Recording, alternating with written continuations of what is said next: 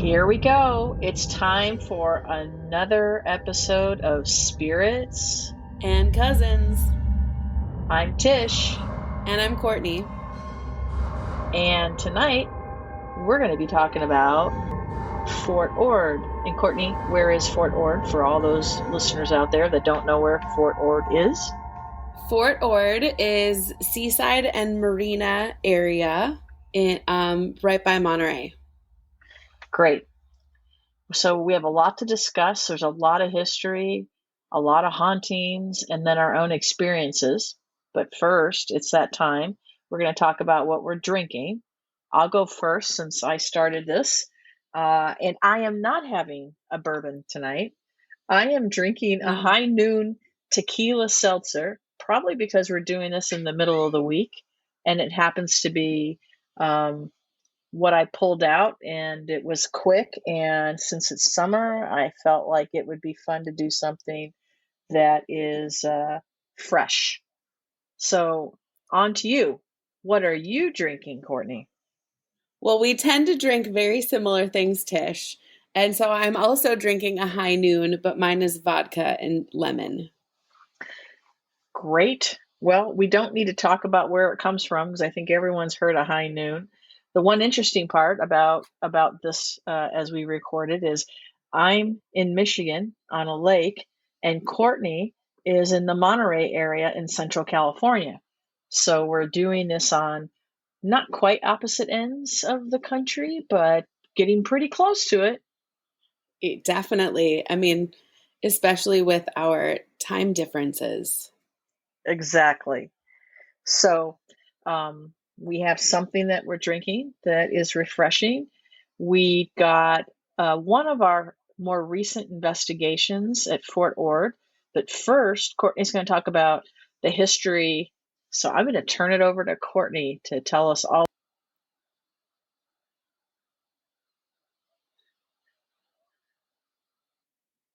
We had some interesting experiences. So Fort Ord was constructed in 1917. It was an army base between what was then Seaside and Marina. It is the size of San Francisco. Can you believe that? 28,000 acres. That kind of blew my mind at how big that is.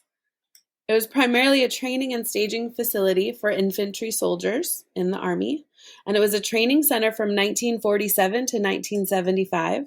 In 1994, it closed. The Army personnel still operate parts of the base, but there's no active Army division.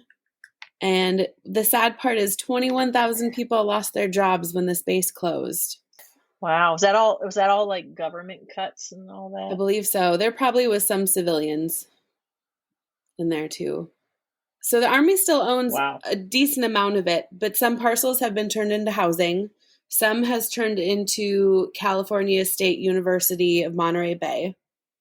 And in April of 2012, Obama declared some of the land, 14,600 some acres, to be designated as the protection of the Fort Ord area, will maintain its historical and cultural significance, attract tourists and recreationalists from near and far, and enhance its unique natural resources for the enjoyment of all Americans. And he said that because there's more than 86 miles of trails for hiking, biking, and riding your horse. Wow, that's like prime California real estate. That's right there in Monterey, Carmel, Pebble Beach area. I have a couple friends who enjoy riding their bikes on all these trails. I hope they don't ride 86 miles at a pop, but you know, I guess if you have a Saturday with nothing to do, you can ride it. You never know. There's also a Fort Ord National Monument, and that's managed by the Bureau of Land Management.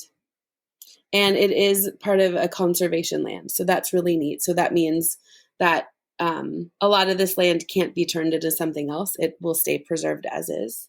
A neat thing that happened is that firefighters trainees have used some of the abandoned buildings to practice. So they'd like break the doors down and rush in and stuff like that. So apparently they fixed the buildings that they broke down doors in and things. But yeah, I thought that was really neat. piece of this history that firefighters trained there too. There's a lot of buildings that remain, and they're scattered across miles. And we've seen those buildings, clearly, we've been there. But even as I moved in over to the Monterey area, I would drive Highway 1 and all the time just see those empty barracks. And they look so sad. They just look very worn. Have you spent much time at Fort Ord, Tish? I have ridden my mountain bike through there around that national monument. And I drive past it all the time because it kind of winds through the area of Pacific Grove. Like that's all military around there, right? So I've gone through it to get to golf courses, and it's huge. And what strikes me when you drive through the area are all the abandoned barracks. There's a part that looks spooky, and it also looks sad because you can look at it and you can see what vibrant life was there. I mean, how many people were there?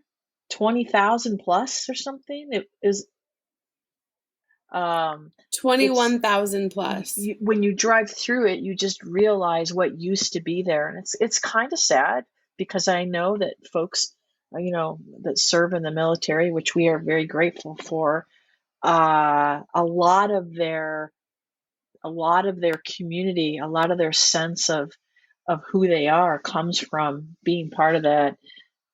Part of the community in the barracks and in the cities that a lot of these forts and facilities are in. So I can only say that it's both cool to have it nearby, and it's also sad that it's no longer functioning. Mm-hmm. I have other friends who also bike in those trails, and they love them. They say it's pretty peaceful. But again, a lot of them are going during the day. Yeah, well, when things aren't quite as spooky or creepy. I think it's a neat place, and it's great that some of it has turned into a housing development. I wish they could clean more up and use it for other reasons too. I think a lot of that is because it takes more than 8 to 10 years for something that's been turned off by the government to be turned into something else. Now, I know this isn't a spooky thing, and it's certainly not paranormal, but I will tell you that part of Fort Ord are 2 golf courses. I'm a big golfer, so you've got Bayonet and Black Horse, and they're beautiful courses, well maintained, and it's all part of that area. So whenever I go over there, I get to see all of this, and I can see all the building going on around it, and it's just a huge chunk of land. So, and that chunk of land has a lot of known hauntings and areas that have a lot of spirit activity. Why don't you kind of talk about some of that, some of the stories and the hauntings around the Fort Ord area before we get into what our experience was? So in the barracks, there's a man who is not happy. He often talked to himself. Legend has it he may have been schizophrenic or seen ghosts. But he talked a lot to himself, and he wandered around frequently. And he really struggled with his mental health. And due to that, he ended up hanging himself in front of a bunch of fellow soldiers. And legend has it, at night in the barracks, you can hear his footsteps echoing. Now, we didn't hear that when we were there, but that doesn't mean well, we it doesn't heard enough happen. Other things. But we'll get into that later. Yeah, we did. Another people report that they hear disembodied voices, more strange sounds, a lot of footsteps. And then at the National Monument in the woods, people report seeing and hearing spirits wandering around at night, full apparitions, shadows out of the corner of their eyes. So yeah, there's a good amount of hauntings happening there. We did try to go to the monument one night. That's not part of our story and our investigation because we didn't actually get to investigate anything. We got to the monument, we parked, we got out of the car and started along this pitch black trail. and we're about 10 minutes into the trail, and all of a sudden this light comes flying at us. Well, we turn around and hightail it back to the car, and along the way, Courtney dropped her phone. We get in the car and we're going to go somewhere else, and then Courtney realizes she doesn't have her phone. It's a long story, but she ended up getting her phone because somebody actually picked it up, and I called her phone, and this dude answers, and we went and got the phone. So that night when we went to the monument, we didn't get to investigate because of all that drama that went on. But it does look beautiful when you drive in. For all of you that are going to be visiting Monterey, it's a beautiful area, great parking right off the highway. And as Courtney said, it's 86 miles of trails, and there's hiking and everything. Anyway, I digress. It's beautiful in the woods. It is gorgeous. But that night, Yes. Anyway, that was a mess. Back to the stories and the hauntings. So another person reports that when they lived there in the barracks, they lived on the first floor, and at night would hear 40s music come from underneath their bed. Again, they lived on the first floor, so it's not like there was another room underneath them. They looked under their bed to find the source of it, which there was none. There was only carpet. Other times, their bathroom door would slam shut. Just bam. Another night, this person was awoken by a voice saying, "There's someone at the door." They sat up, looked around, and then 2 minutes later, some of their drunk friends showed up. Wow. So the voice was kind of a disembodied voice, let's say, and the voice was forewarning them that somebody was coming to their door? Yes, that's what it sounds like. Wow. There's someone at the door. What would you do if someone whispered that in your ear? I probably would open the door and run, since I'm a scaredy cat. But you read a lot and have talked to a lot of people, and there was another story that you heard about someone's mom that lived in Fort Ord. Mm-hmm. Their mom lived in Fort Ord Barracks when the person reporting it was 1 year old. She said she left the room, being in a bassinet. Yeah, so this mother lived in the Fort Ord apartments, or the barracks, and when this person who was reporting this was 1 year old, they were in like a playpen, and their favorite book would move across the room. And it was a big book. It wasn't just some small book. It was a favorite big book. And then the mom would put her to bed hours before the mom went to bed. And the cat would all of a sudden wake up out of nowhere and just stare into their room. So there's even more stories. How she went to bed and the mom said, "Are you talking on your phone?" And she said, "No, I'm not," as she got older. She said it sounded like someone was talking on the phone. Wow. The garage was haunted. There's a really uncomfortable energy. They actually called up some ghost hunters about the garage and the person talking, and they set up cameras, and they called the ghost Major Redman. I looked that up. There wasn't a Major Redman in the area, but there was a Major Hartman, which I thought was interesting. What is the deal with when her mom had visitors that were in the military, they would stand and salute the garage? What was the deal with that? I don't, what they report is if the visitors who must have been military were standing there, and if they saluted the garage, then everything calmed down. So it sounds like the ghost maybe wanted some respect. They wanted to be acknowledged. And then there's another thing. There's a recording that says, "Your baby can hear me." What? Yes. And then they moved. Yeah, I would have moved too. Courtney, on the other hand, I wouldn't have. Courtney, on the other hand, would have stayed there, made friends with all the spirits and ghosts, and would have lived happily ever after. I would have been hightailing it down the road, hoping that it didn't follow me. But I think that the key takeaway from all this is Fort Ord has a rich history. That was one of the reasons why, for one of our first investigations, as we started to tell our stories on here, that we went to Fort Ord.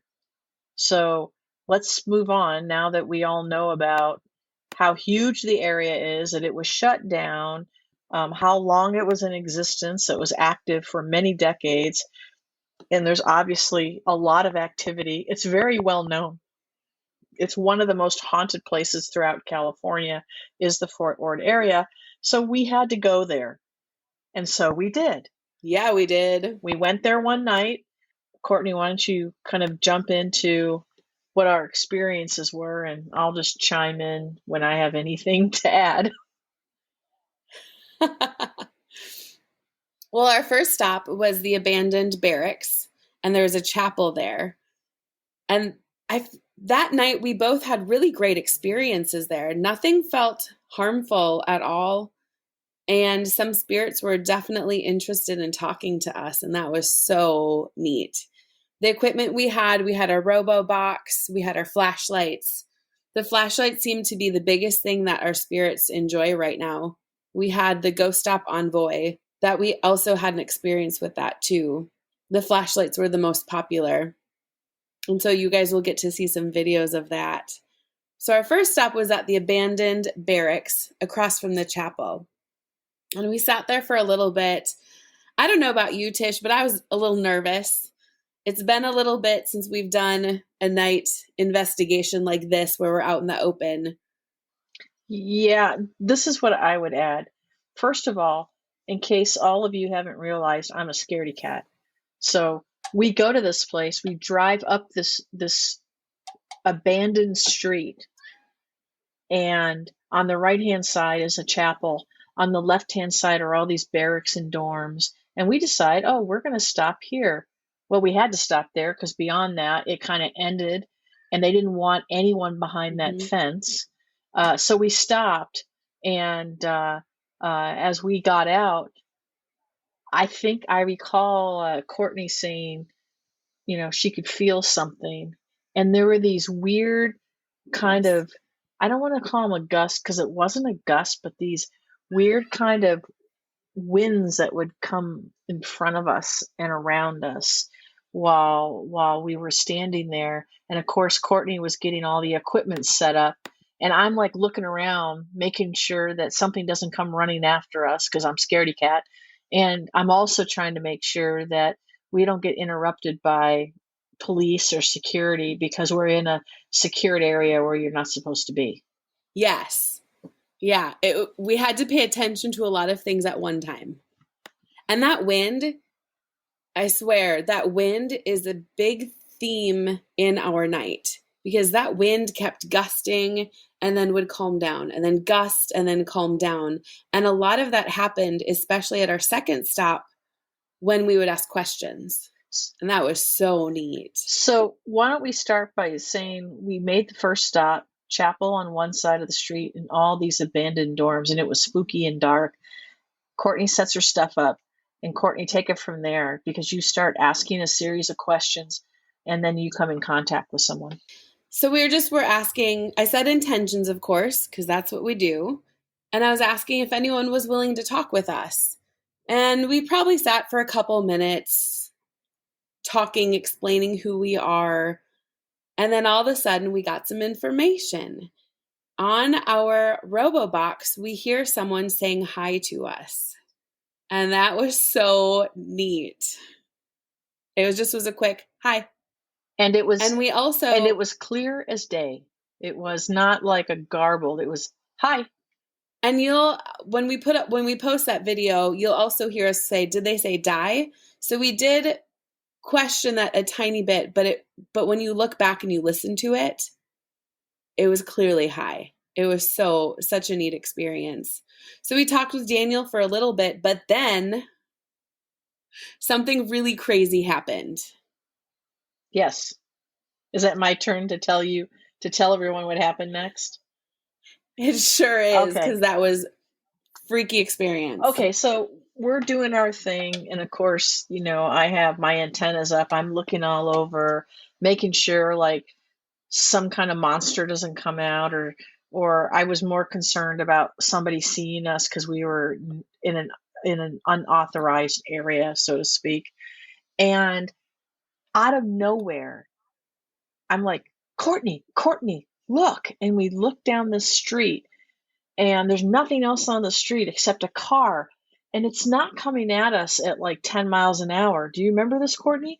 It's coming, Oh it's gosh. flying like 40 miles an hour at us, and it's only like a quarter of a mile away. And at first we think that it's a cop, honestly. And so we run back Yeah, to the or car. security. Yeah, so we run back to the car. We get in the car, and the car is about 10 yards from us. It turns right into the parking lot of the church and flies into blackness through the dirt, never to be seen again. And Complete darkness. we get out of the car. And it has we get out of the car, and we're looking, and we can't see it anywhere. There's no lights, no nothing. And it flew into dirt. There wasn't even like really a road. It was just a bunch of dirt and scrub bushes. you're right. There was no road there, and it had headlights Nope. on. But I remember we both looked at each other like, did we see that? I'm telling everyone What was that? Was that real? Was it a ghost? For everyone listening, at first I truly thought it was real. But as I started to think about it, it was an older car. It was not a new car. It was an older car, and it turned so quickly. But when it turned, it did not leave dust or anything in the road. It just went flying through a parking lot that was maybe 20 feet deep, and then it's just dirt. It's desert. And off it went, and it was pitch black, and the lights went. There were no lights after it went through this little parking lot, this little chapel. And so as I'm sitting there thinking about it, that's all I can think about. I said to Courtney, I said, is there such a thing as a ghost car? And she's like, yeah, I mean, it could be anything. And I said, I'm telling you, I don't know where that car came from, because I was watching down that road while you were doing your thing. And all of a sudden, it's just coming up it didn't turn. It's like it came straight up the road, and then it vanished. To this day, it freaks me out. I thought about it all night, because I think that is the first time I experienced something that wasn't really there, but was so real. I don't think it was there, Mm-hmm. because remember, we got in the car and drove the car to the end of that little parking lot, and there were no tire Mm-hmm. marks or anything in the dirt. There were no tire marks. Nope. And I didn't even think about the whole kicking up dust, because it would have, because it was a gravel road. Right. It absolutely would have kicked up dust, and it 100% did not. And yeah, there were no tire marks, and when it drove through these posts, in between these posts, and it just seemed to disappear. Yep. We both kept looking at each other like, what in the hell did we just see? Yep. That made me a believer. I saw it, and then it was gone. And when we got in the car and went to the little parking lot, and trust me, it was a little parking lot. It might have held 4 cars. And we went right to the edge where it drove off into the dirt, and there were no tire tracks. And when it turned abruptly at a good 40 miles an hour, there was no sand or dirt or dust or anything kicked up in this old road that hadn't been used. So that's my ghost car story as part of this investigation. At the very least, when it turned right, it should have kicked up some gravel at that moment, because it was turning. So it would have made a lot of sense to have done that. So it was a phenomenal experience that I've never had before. No. So we're still there. I think you got back out and you tried to contact Daniel again, right? Yes. And also I tried to follow that car for a little bit. I got out and I walked for probably 100, maybe 50 yards. but then it just seemed so obvious it was gone. And then we tried to contact Daniel again, and he was gone. He didn't talk. We didn't get anything more at that location. So then we got in the car and we drove to a different area of Fort Ord. And there we were at what I believe to be the officer housing area. And we got to talk with Charlie. Charlie responded a lot with the flashlights. He did not say much in the robo box or to the voice recorder at all. The interesting thing to me is when we were in the car, and I think we went into the car to get warmed up because it was pretty chilly out that night.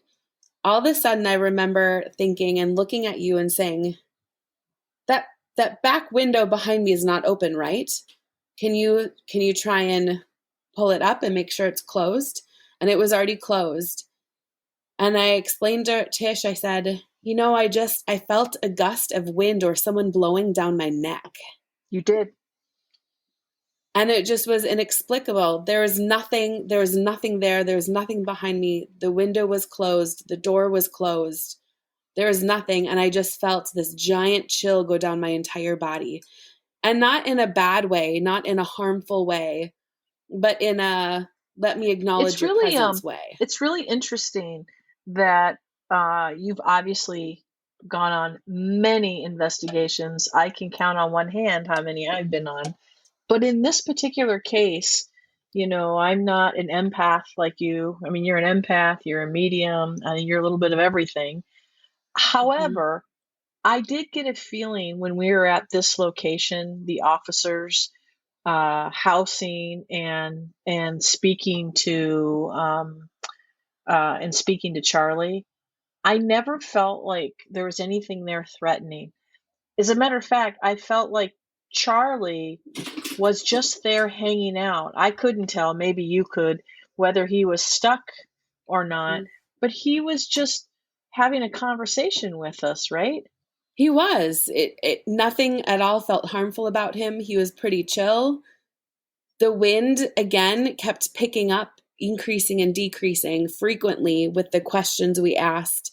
And again, that didn't feel harmful at all. It just was interesting to notice.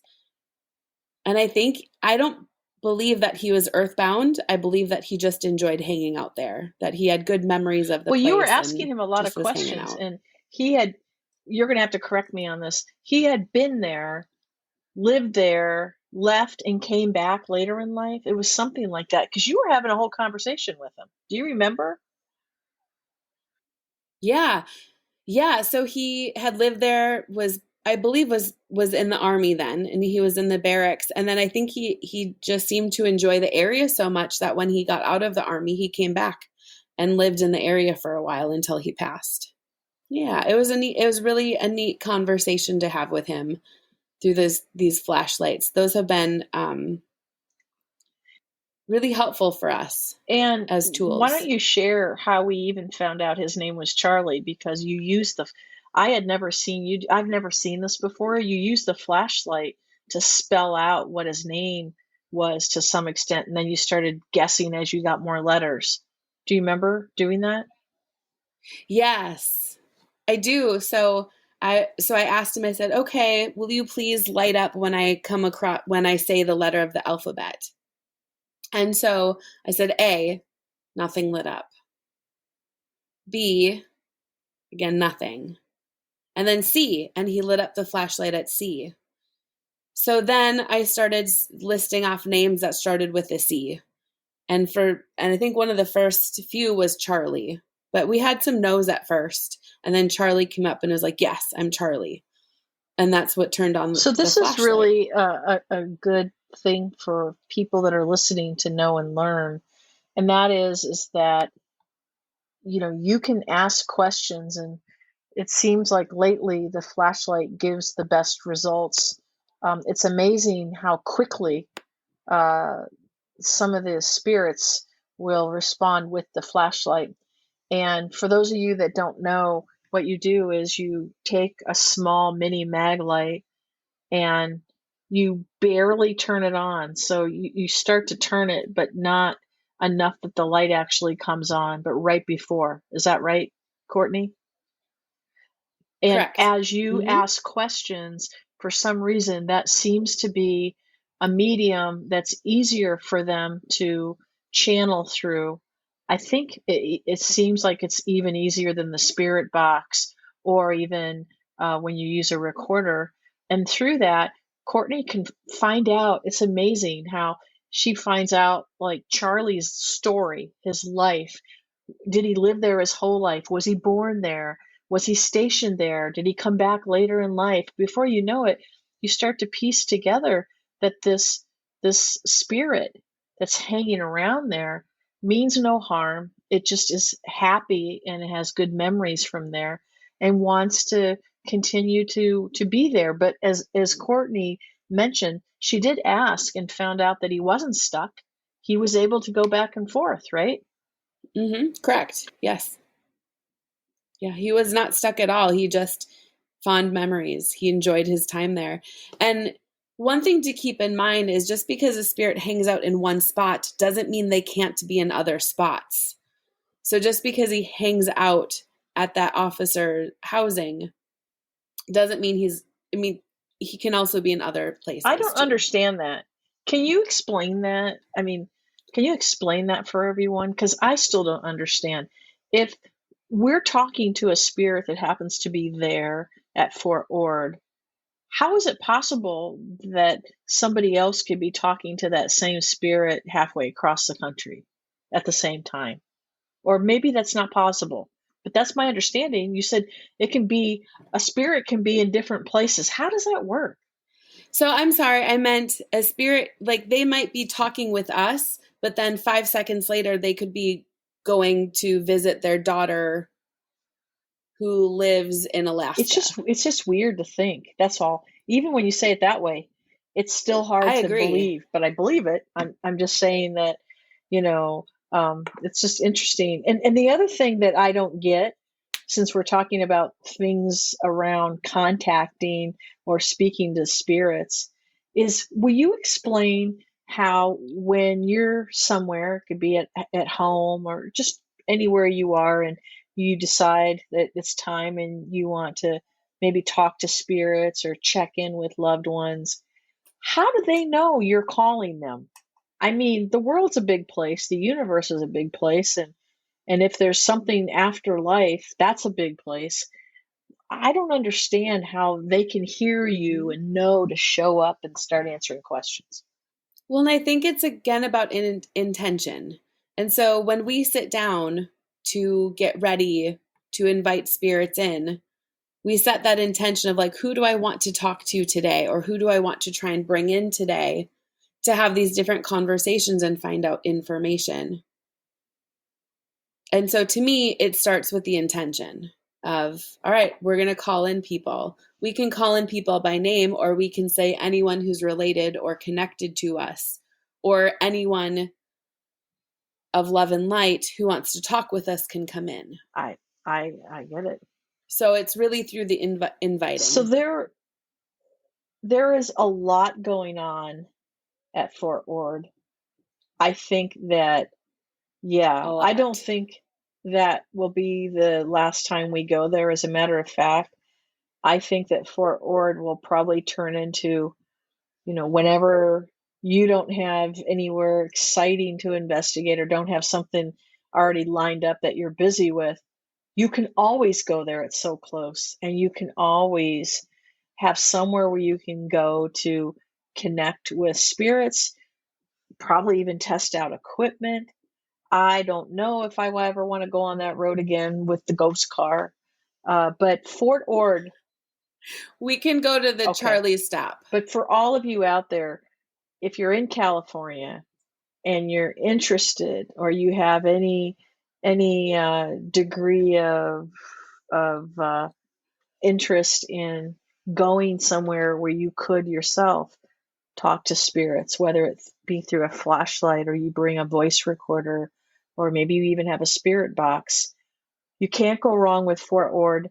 We're probably going to do updates on Fort Ord investigations throughout the year because we'll probably go back there several more times. And I know that Absolutely. Courtney is finding and looking at even other areas we haven't been to. I can tell you the areas that I'm not going to go Mhm. to is where you park the car and you're on dirt trails to get back to an area where there's spirits. I feel like I'm going to be like killed and murdered out there. But Fort Ord, top of the list. It is one of the most haunted places in California and probably the country, but I know that definitely in California. And let us not forget that Courtney's getting close to finishing her training at the Point Sur Lighthouse, and that is the most haunted lighthouse. I think, is it in the U.S. or just the West Coast? I I think think so it's in the too. US and potentially the world So because we have these different shipwrecks So and there's stuff. more to come there too. I think it's ironic that Courtney uprooted herself from Minneapolis, moved out to the central coast of California, and now lives in one of the most haunted areas in the whole country. Probably there in like Maine and Vermont and Connecticut, but the central coast is well known as kind of a paranormal mecca. And we're both there, and Courtney is in her element. So Fort Ord, it I was love great. it. We spent, just for everyone listening, we spent about 3 hours there, and again, we'll be going back again. So more to come. For sure. Thanks everyone for listening. Thanks for listening, everyone. Thank you, Courtney. As usual, you are a plethora of information. Thank you, Tish. We work well together. We do. And until next time, I'm Tish. And I'm Courtney. And that's Courtney's cat in the background. And we're Spirits and Cousins. Thanks for tuning in. And don't forget, Spotify, Apple Podcasts, Google, Amazon. Those are the main and ones. don't forget, if you have ideas, if you have comments, if you have questions, do not hesitate. Email us at spiritsandcousins@gmail.com. Thanks everyone for tuning in.